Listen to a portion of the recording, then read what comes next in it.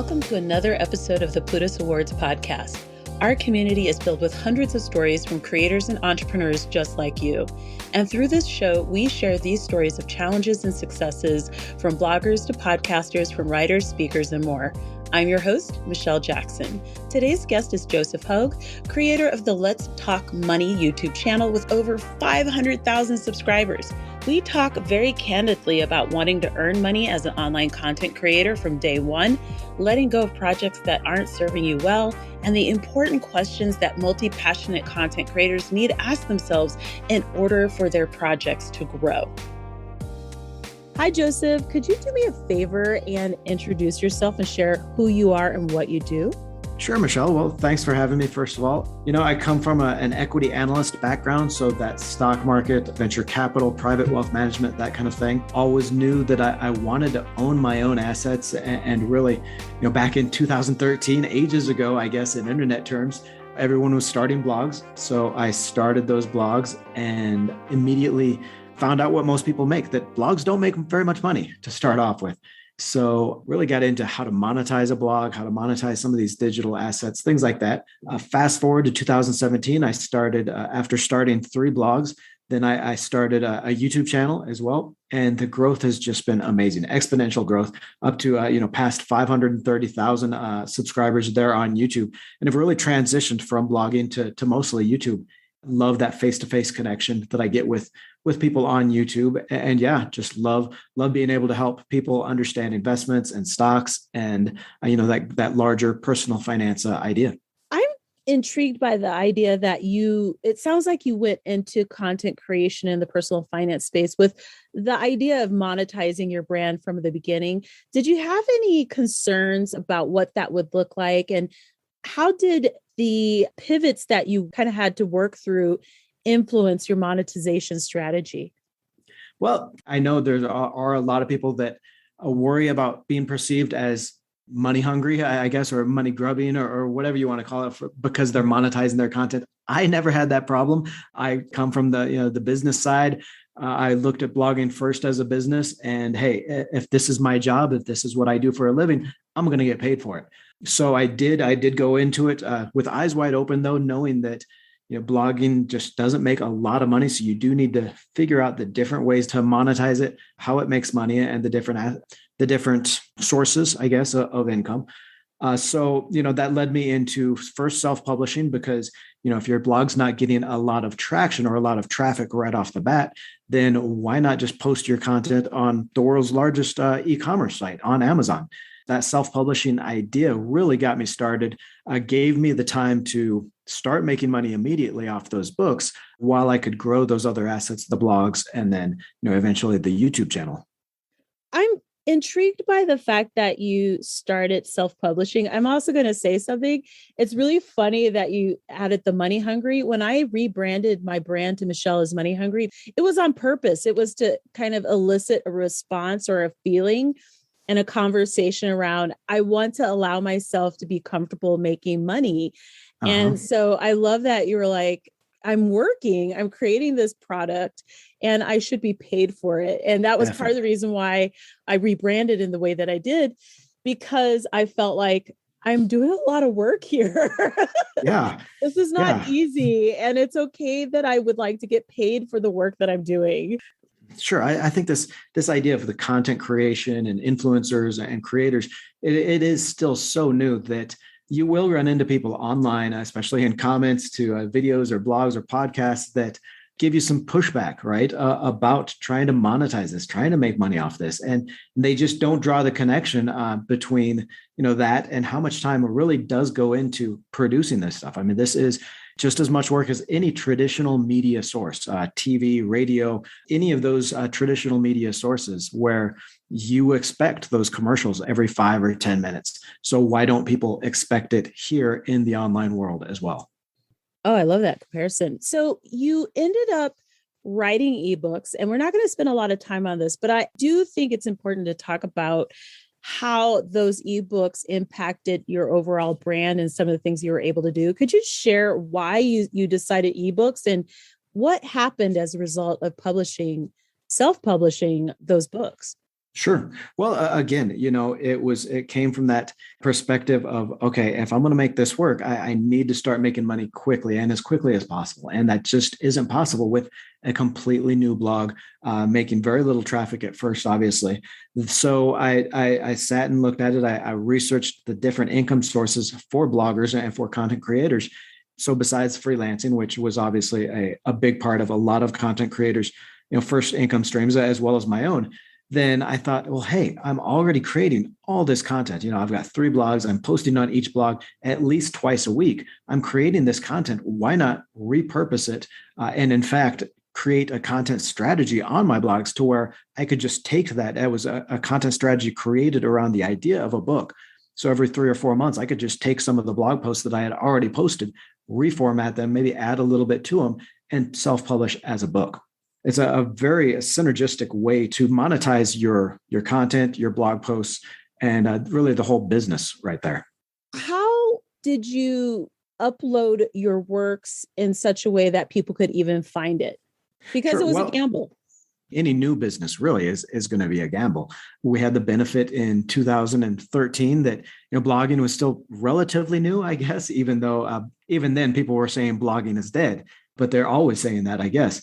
But no, there are ways. Obviously, SEO was a big part of my strategy, trying to find the ways that I could rank in Google search. Amazon, again, it was a huge help. Obviously, if you can launch a book to some decent rankings on the Amazon site, then you're reaching, it's the largest e-commerce site in the world. So you are reaching an audience of billions each month with those books. That's a built-in source right there. You ended up on YouTube, and typically when people look at success on YouTube, they're looking at subscriber numbers and video views. Were you able to see a change in terms of people connecting with your brand before it hit that 1,000 subscriber number? Like, were you seeing more people were purchasing your books or connecting with your other content? Could you talk about why you even stuck with it, I guess is what I'm saying. Like, why stick with YouTube? And what were some of the ways you tell that was actually working, this strategy? Okay. I'm going to hate this answer. It's just, I was fortunate enough to be very successful very quickly on YouTube. And I say that I hate that answer because I know it does take some people, most people, a very long time to reach that vindication and that 1,000 subscribers and that growth. And there's nothing wrong with that. That's just the way it is.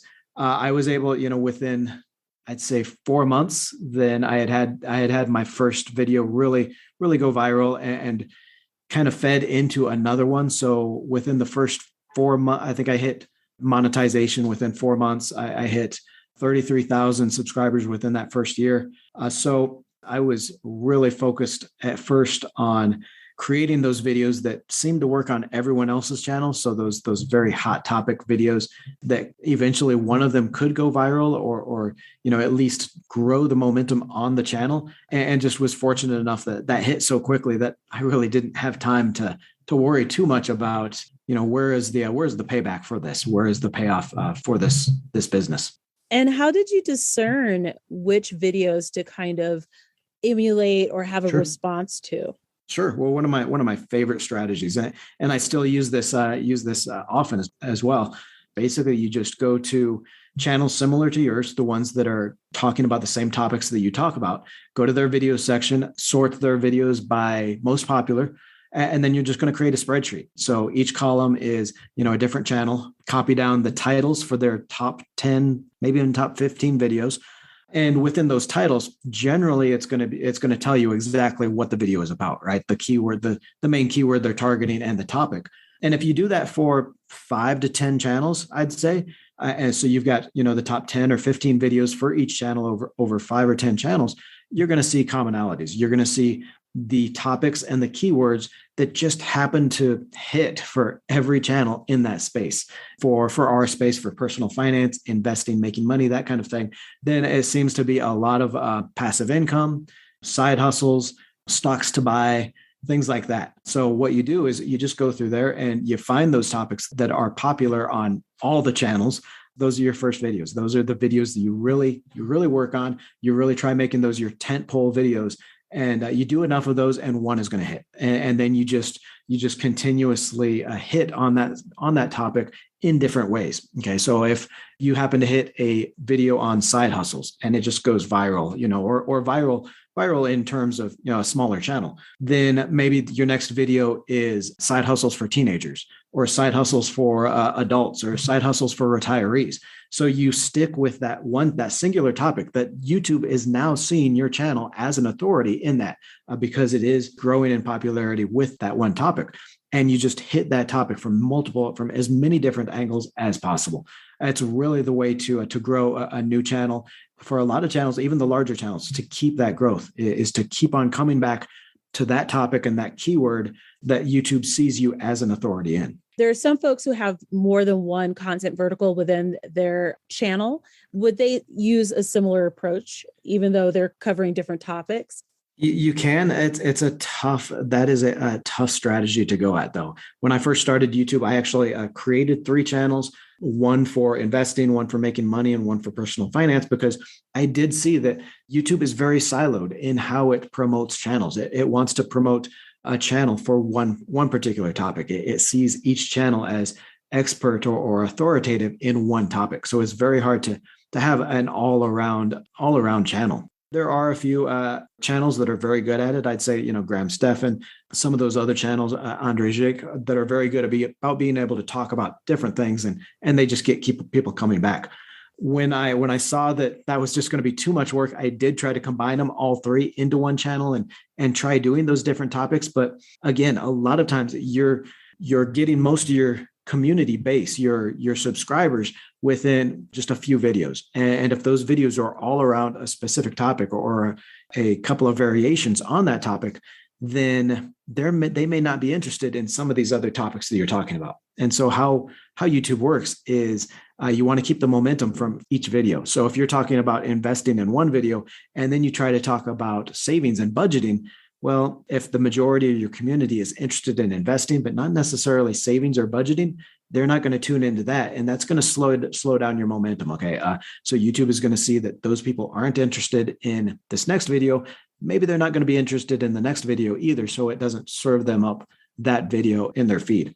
So it is very hard to have a multi-topic channel. What I would say, if you're doing something like that, you need to focus more on the personality aspect of the channel. You need to have people coming back to see you rather than the topic itself, so that when they do see a thumbnail with you on it, when they do see a new video come out, they're saying, hey, I love Michelle for her personality and what she says in the videos, not necessarily what she's talking about. So I'm going to watch it, even though maybe I'm not so interested in savings or budgeting. What are the different ways that you currently monetize your brand? And are there some lessons that you'd like to share about the different sources of income that you currently have on your platform?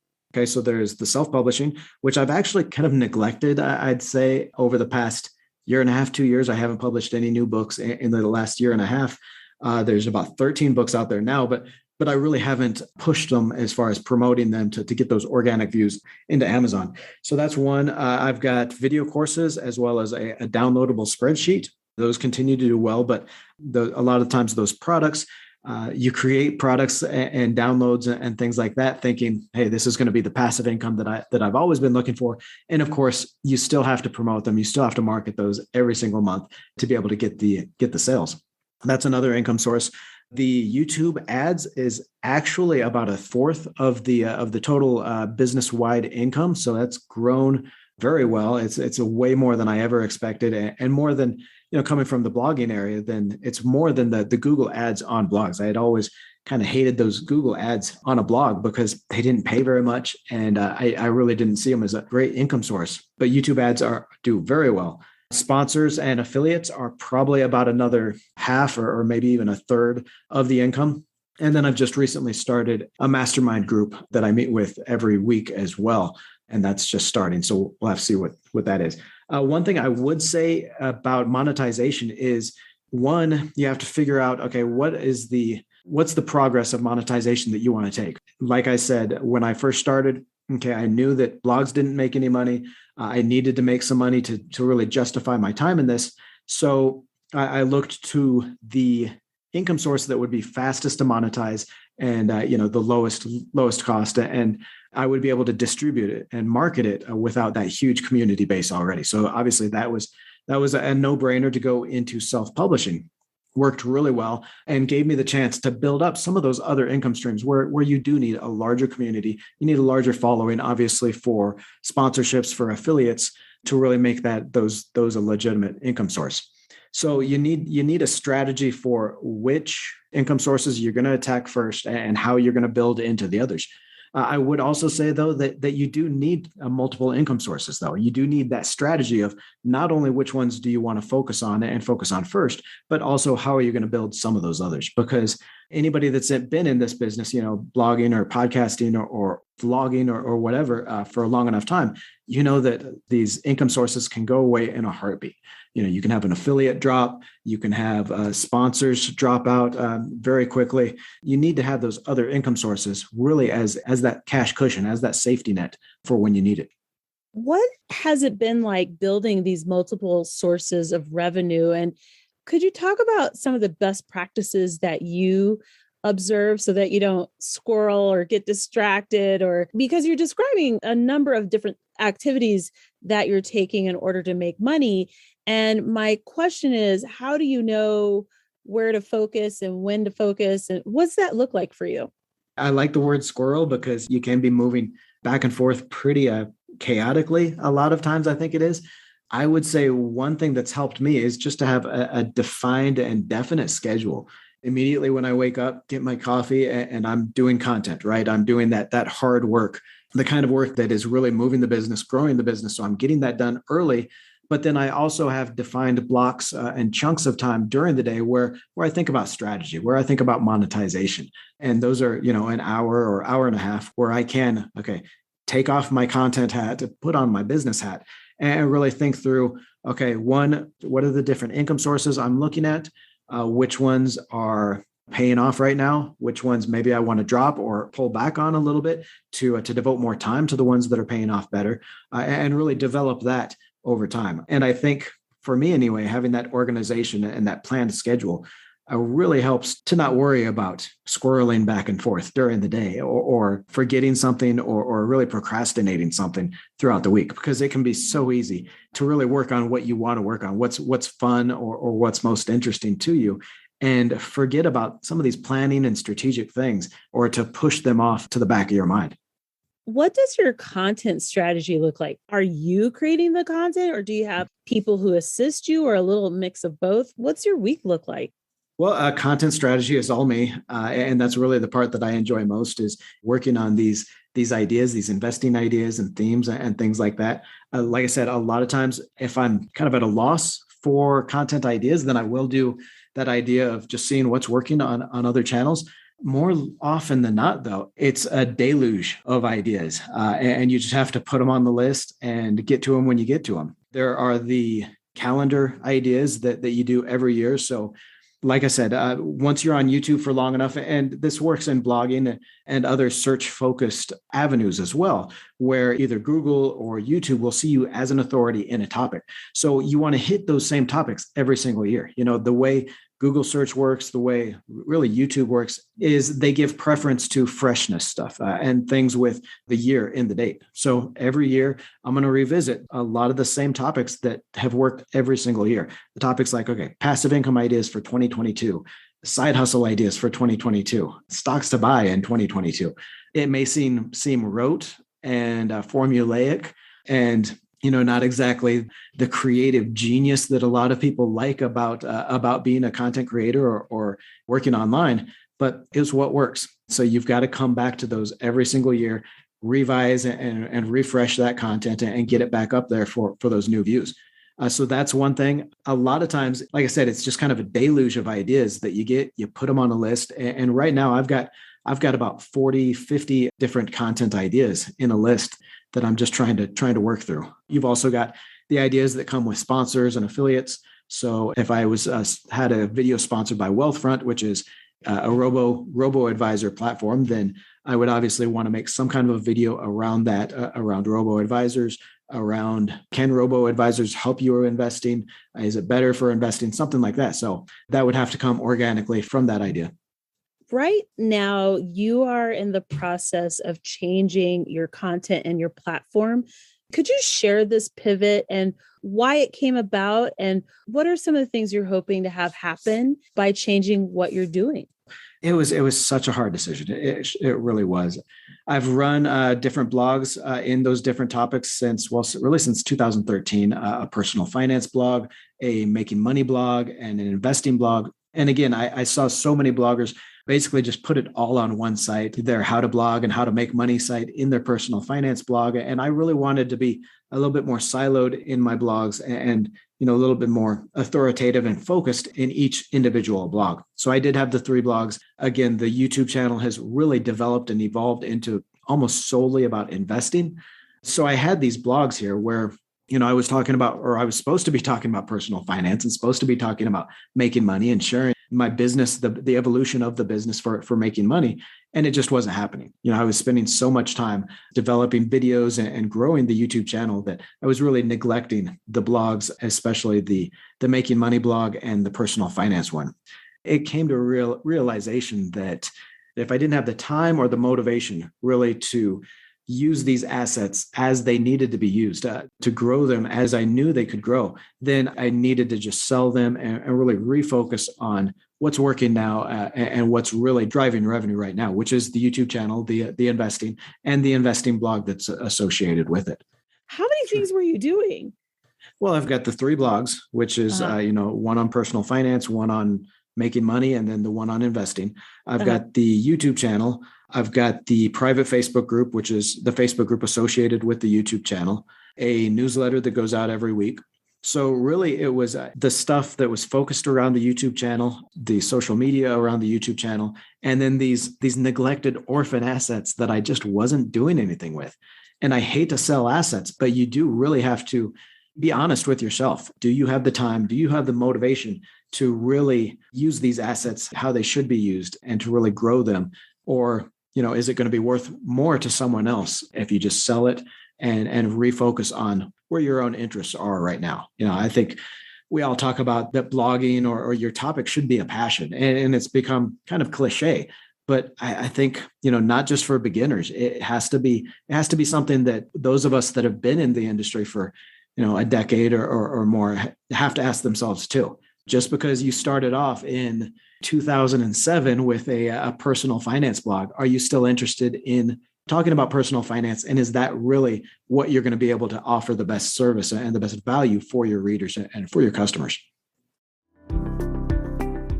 Join Julian Sanders, Janice Torres-Rodriguez, Jason Vitug, and more at the Plutus Impact Summit, a virtual event for financial content creators and influencers on July 22nd and 23rd.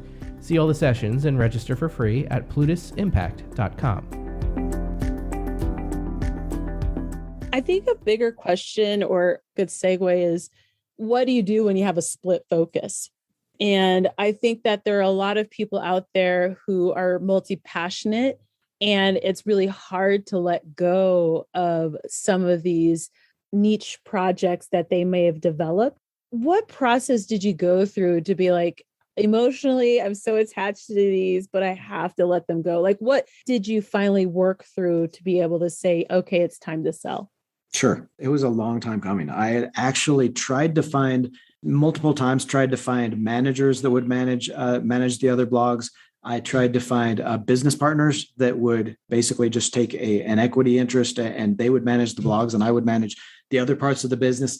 None of it really worked out very well. And it was really being honest with myself that I did not want to manage people. I know a lot of people, they grow their blogs and they get to a point where they can outsource a lot of the stuff that they don't want to do. They can scale in that way, but I just did not want to do that. Again, it comes down to, you can't be a slave to your business just because everyone says, hey, this is about growth, man. You got to become as big as you can. You have to become the nerd wallet or the penny hoarders of the content creator community. That's just not true. You have to get to a point where you're happy with your growth, you're happy with what you're doing. And I think that's when you can create the best value and the best service for your community. For other folks who are listening to this and they're at a crossroads in their business, Are there some steps that you would advise them to kind of work through or strategies to consider in deciding what to let go of or what to keep? First, you do need to just have that honest assessment and honesty with yourself. There are the different options. So you can just outsource a lot of the stuff. You can remain on as basically the manager and then outsourcing different tasks. You can be that higher level manager where maybe you hire a blog manager to handle everything else, and then you just handle the blog manager. Or you can have somebody that is an ownership percentage or ownership interest in it, where they're going to be managing things and take a lot more off of you. Or you get to that point where if it's not one of those and you really don't want to do it yourself, then you have to be honest with yourself that maybe selling it is the better option. So I think you really have to look at the different options you have all the way on that spectrum, from doing everything yourself to hiring enough people that you can scale back on the work that maybe you don't want to do, to having someone else manage it, to just getting rid of it, just selling it and using that money, using that capital to do something that you really enjoy and you're really interested in. You've been in the personal finance space for quite a while. And I was actually thinking in terms of Methuselah years because of how the internet works and how fast things move. If someone were to come to you and say, hey, I'm looking to go into this space and share my wisdom in whichever way that they'd like to share it, what would be one or two tips that you would give them so that they could be successful in their endeavors? Well, one, I would say definitely try out the different media types and find one that you really like and the one that you can be really successful on. And in that, I mean, blogging, podcasting, YouTube, social media. I mean, there are people that run their business completely off of Facebook, Instagram. I wouldn't include TikTok in there. I would say that maybe that's more of a video or a media on its own, but through social media sites, and find which one you really enjoy most and which one is more successful for you. Like I said, I started blogging in 2013. I did well. I did really well for the first 4 years there. It was paying the bills. But it wasn't really until I found YouTube and I started being serious on YouTube that I really found that media type and that niche that I really clicked with, and I was able to be successful on it. So I would say, give each of those time, research and study into each of those to see, which one you might be more happy doing. I would also say, again, look at the different income streams, the different ways to monetize each media stream, and really put forth the time each week to work on that strategy of monetization, because I see so many people out there say, hey, don't even worry about making money at first. Don't worry about monetizing. Just focus on building your traffic. And really, it's bullshit. We're all in it to some extent, I think, for the money. And that's a big part of the motivating factor to stay with it. It's one thing to have a passion for what you're talking about and have an interest in it. But very few of us can sit there, not make any money on something, be spending all that time and be able to do it for months and months and even for a year without making any money. So you really do need to understand the different income sources, have a strategy for which ones you're going to approach first and which ones you're going to build over time. I'm going to ask an awkward question. You have this massive following on a platform that you don't own. What are some of the things that you are doing to hedge the inherent risk that happens when creators do that? Sure. It's a daily struggle. And you're totally correct. You're building a platform or you're building a business off something you don't own. That was the big thing with blogs. Okay. It was something that I owned, but it was paying the bills, but not nearly as well as some of these other sources. YouTube for me, I'm sure social media for a lot of other people. One is you just got to make the money while you can. You're absolutely right. We could be kicked off YouTube. YouTube could go under. YouTube could start losing its market share of that video space in a day from now. So you do need to keep that constant reminder really in your mind that, hey, things are going now really well now, but you can't let your foot off the gas, because you need to build up that safety net for those what if scenarios in the future. Honestly, there aren't a lot of things that I am doing to really protect myself from that kind of a change, other than just concentrating on growing the business right now, making as much money, growing a following as quickly as possible that I can now, to someday, if the worst case scenario that I can move that community over to another platform. Obviously, I do have the email list and the newsletter that I partially own, right? Through ConvertKit, I have those emails and I can notify those people if I were to change to a different platform. I do have the different income streams that some of them are diversified away from YouTube. So I've got the books on Amazon. I've got the blog, which still gets good Google search traffic. I've got the affiliates that are connected with the blog. So, there is a sense of some kind of diversification there. But again, yeah, if YouTube were to go under, or if I were to be kicked off of YouTube tomorrow, then it would be a serious hit to the business. But again, like I said, that's just the kind of reminder you need to keep in your head to, really stay with it as hard and as fast as possible, just in case something like that does happen someday. So much of our businesses are built on, you're right, these platforms that we don't control, the data that we don't control, whether it's social media, YouTube, even bloggers through that Google search traffic, right? Google could change its search factors overnight, and often does, and really hit your affiliate revenue and your traffic from that. So there is one sense that you just need to diversify into other sources, other income sources, but there's also the other sense that just has to be the constant reminder in your head and your constant motivation to do it while you can do it. Because who knows, like you said, internet time is weird. In 2006, YouTube was created. That was only about 16 years ago. Who knows if YouTube is going to be around in another 6 years from now. So you better be making money while you can. What's really interesting about what you're sharing, I was thinking that part of the challenge of being an online content creator is the diversification, but also the hyperfocus. And I think that that's where people get tripped up a little bit, where you're focused on one thing. Like ideally, you're focused on one content strategy, but then because there are multiple ways to make money within that content space, that could trip you up. So I've noticed where there are folks who are freelancing, and the freelancing actually cannibalizes the other parts of their business because it's lucrative and they're making the money now, but then it takes time. So it's hard for them to focus on the other parts of their business. So I really appreciate you saying or sharing that you actually are very deliberate around setting time aside so that you can focus on strategy, which I think is the other area where a lot of us get tripped up, which is we're so busy creating content that taking a step back and really focusing on, okay, this is what needs to happen in order to make revenue can get lost in the shuffle. Sure. Okay. And I think you bring up a really good point there, and a distinction that's evident in traditional businesses, I guess, but maybe not quite so much in this new world of online entrepreneurs that we have, is that there's that content space, that content focus in which you focus on. That is, you are a savings person, or you're a personal finance expert, or an investing expert. That's your topic or your niche, I guess. But then you have to also think of it in business terms and products. Okay. So you see those traditional businesses, like, I guess for lack of a better comparison or example, McDonald's. McDonald's is in the business of fast food, quick food, make you fat food, I don't, whatever you want to call it, right?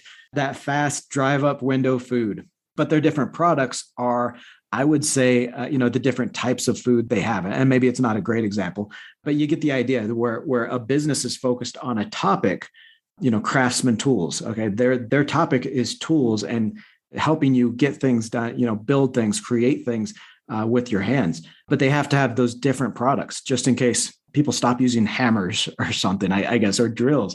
People need more than just a drill to make a table. So they're going to make those other products. And I think for bloggers, for YouTubers, for content creators, you need to think about those different products that you sell. Okay. And whether that's freelancing, so selling your content, whether it's creating courses or printables or books from it, whether it's creating videos, all of these different product ideas, that's what really gives you the diversification to really not only last in this industry, to be able to last when an affiliate drops, or when Google changes its search algorithm and you lose all your traffic and you don't have any sponsors anymore.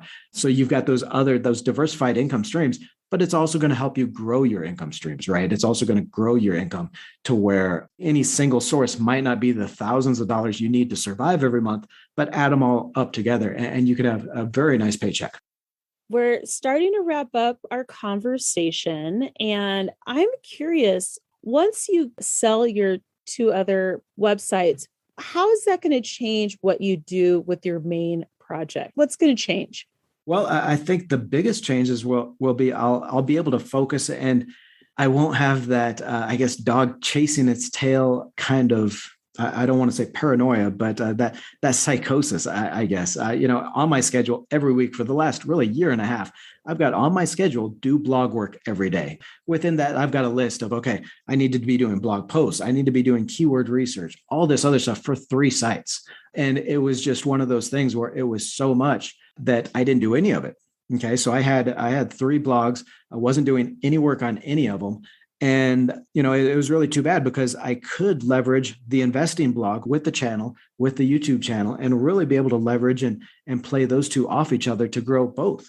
So now that I'm selling these other 2 blogs, I will be able to refocus on the singular blog, really be able to leverage that with the YouTube channel. So that's going to be interesting how I'm going to be able to refocus and really get back to that blog, as opposed to try doing a million other blogs and things at the same time. Do you feel a sense of relief with this change? Absolutely. I mean, just not having to look at that reminder on my schedule every day that I'm supposed to be doing this. I'm supposed to be using these assets, leveraging these assets, and I'm not doing anything because, there's always something else to do. I think that we're still very much in the infancy of online content creation as a space and a place for people to create careers. For someone who's looking to go into content creation, in particular in the personal finance space, what are 2 pieces of advice you'd give them? Sure. Yeah, and you're actually absolutely right. It's beginning to be kind of a cliche, but we are in the wild west of content creation, of online content creation. There's so little regulation around influencers, content creators, things like that I think is coming over the next few years. But right now, growing these online businesses, it reminds me a lot of, what I've read in history of people really striking it out on their own and creating those Wild West businesses and really those family legacies. Things I would say for those starting out, don't believe the people that say that such and such industry is dead. It was 2013 and people were already saying blogging is dead. I managed to grow those 3 blogs up to multiple 100,000 views per month while I was managing those. 2017, I started working seriously on my YouTube channel. People were saying YouTube was dead. I've since managed to grow that to more than 500,000 subscribers. So never believe it or never get discouraged when people say that, such and such is dead or, a dead medium. Another thing is just kind of repeat what we've been talking about is study those income sources, be strategic in your business, read marketing books, read business books. So don't just spend all your time focused on the content side or the creator side of the business, because this is a business that you're trying to grow. So you do need to know the strategy side, the business side, as well as some of those other facets. Are there books that you would recommend or like a 1 or 2 that are a good starting point? Sure. For branding, I would say Primal Branding. I think it's by Patrick Hanlon. A very good book about building a brand. For creating a community, Pat Flynn has got an amazing, excellent book called Superfans. Oh, yeah. That's a really good book. More for content creators and story and branding. Story Brand by Miller, I think it is. Another very good book, very strong, popular book. As far as the business side of it, I think I would read Atomic Habits. And not necessarily a business book per se, but it will help you with the idea of strategy and planning and putting together those habits. And the 12-week year, can't remember who it's by right now, but yeah, 12-week year really talks about kind of that idea of planning and strategy. It's really going to help you. Joseph, thank you so much. For people who are looking to find you and to follow your content, how can we find you and follow you? Well, always love to see people come to the channel. Let's Talk Money there on YouTube. Join the community by subscribing and love to talk to everybody on our live streams. If you're looking for a blog, I've got mystockmarketbasics.com. That's the blog that I talk about, mostly about investing. And yeah, just love to see you in the community.